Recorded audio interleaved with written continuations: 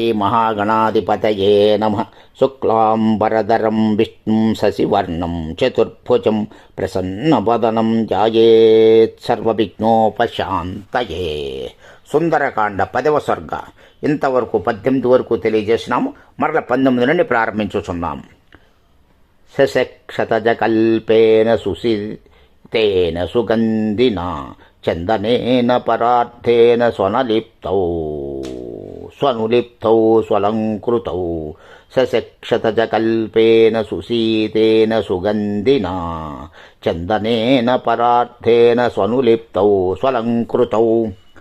కుందేటి రక్తం వలె ఎర్రని చల్లని మంచి గంధపు మైపూతతో అవి అలరారుతున్నాయి. ఉత్తమంగనలచే మర్దింపబడే ఆ బాహువులను శ్రేష్టములైన ఇతర సుగంధ ద్రవ్యాలు కూడా అలదబడి ఉన్నాయి. ఎన్నోసార్లు యక్షులను, పన్నగులను, గంధర్వులను, దేవతలను, దానవులను ఆ మహాబాహువులు విలపించేటట్లు చేశాయి. మందర పర్వత మధ్య ప్రదేశమందు నిద్రించుచున్నట్టి కోపించిన మహాసర్పాల మల్లే ఉన్న ఆ రావణుని మహాబావులను హనుమంతుడు తిలకించాడు. బలిసిన బావులతో పర్వత సదృశుడైన ఆ రాక్షస రాజు 2 శిఖరాలతో కూడిన మందర పర్వతంలా విరాజిల్లుతున్నాడు. నిద్రిస్తున్న రాక్షస శ్రేష్ఠుడైన ఆ రావణుని ముఖం నుండి మామిడి పొన్న పువ్వుల సువాసన కలిగి, పొగడపు పువ్వుల పరిమళము వహించి, మృష్టాన్న రసముల వాసనలతో కూడిన మధ్య గంధము గల నిశ్వాస వాయువులు ఆ గృహాన్ని యావత్తు నింపి వేస్తున్నట్టు వెలువ అడసాగాయి. నిద్రిస్తున్న రావణుని, అతని పాదముల చెంత నిద్రిస్తున్న ఇష్టులైన అతని భార్యలను ఆ శయన మందిరంలో హనుమంతుడు చూశాడు. నిద్రావశాన కాస్త పక్కకు ఒదిగిన ముత్యములు, మణులు పొదగబడిన బంగారు కిరీటంతో రావణుడు ప్రకాశిస్తున్నాడు. కుండలముల కాంతిచే అతడి ముఖ మండలం తేజరిల్లుతున్నది. బలిష్టము, విశాలము, రక్త చందనంచే అలదబడినది, ముత్యాల హారాలు గలది అయిన వక్షస్థలంతో అతడు భాసిస్తున్నాడు.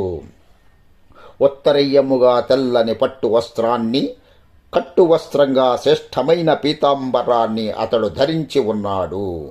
అతడి కళ్ళు ఎర్ర భారి ఉన్నాయి.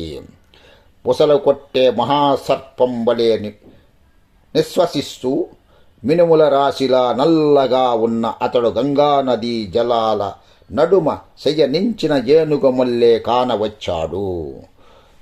నలువంకల బంగారు దీపపాత్రలు ప్రకాశిస్తుండడంతో ఆ రావణుడు మెరుపుల సమూహాలచే సర్వత్రా ప్రకాశమైన మేఘం చందాన విరాజిల్లుతున్నాడు.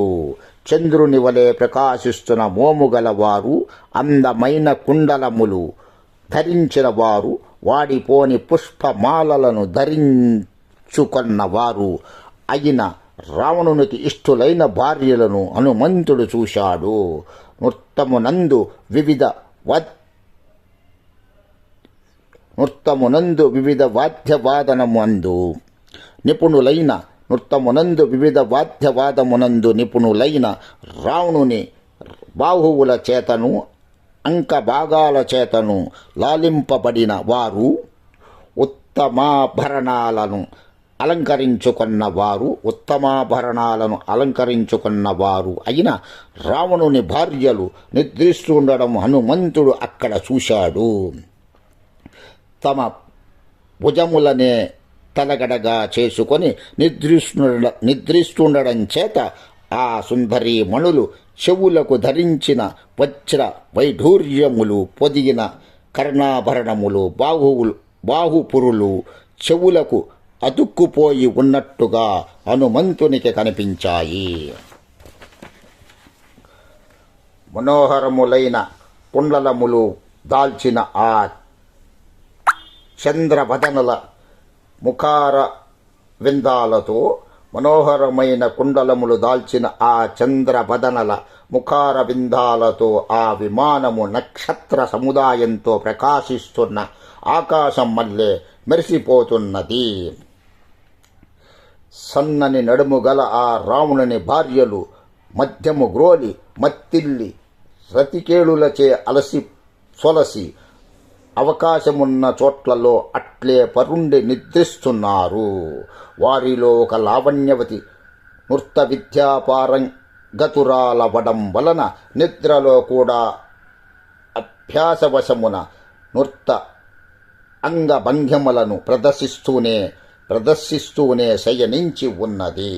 ఒకానొక వైనికురాలైన సుందరీమణి వీణను కౌగిలించుకునే నిద్రిస్తూ మహానదీ ప్రవాహంలా కొట్టుకుపోతూ యాదృచ్ఛికంగా ఒక చిన్న పడవకు తగులుకొన్న తామర తీగ మల్లె ఒప్పుతూ కానవచ్చింది. ఒకానొక వైనీకురాలైన సుందరీమణి వీణను కౌగిలించుకునే నిద్రిస్తూ మహానదీ ప్రవాహంలో కొట్టుకొనిపోతూ యాదృచ్ఛికంగా ఒక చిన్న పడవకు తగులుకున్న తామరతీగ మల్లె ఒప్పుతూ కానవచ్చింది. అన్యాకక్షగతేనైవ మడ్డుకేనాశితే క్షణా ప్రసుప్తా భామినీ భాతి బాలపుత్రేవ వత్సలా. మడ్ఢూకమనే వాద్యాన్ని చంకలోనే ఉంచుకొని నిద్రిస్తున్న నల్లదైన కన్నులు గల ఒక అంగన శిశువును చంకలో ఉంచుకొన్న పుత్రవాత్సల్యం ఉట్టిపడేలా స్త్రీలా భాషిస్తున్నది. మడ్డూకమనే వాద్యాన్ని చంకలో ఉంచుకొని నిద్రిస్తున్న నల్లనైన కన్నులు గల ఒక అంగన శిశువును చంకలో ఉంచుకున్న పుత్రవాత్సల్యం ఉట్టిపడే స్త్రీలా భాషిస్తున్నది. ఓం నమః శివాయ చ నమః శివాయ. 10వ సర్గ సుందరకాండ 38 వరకు తెలియజేసినాం. ఓం నమః శివాయ చ నమః శివాయ.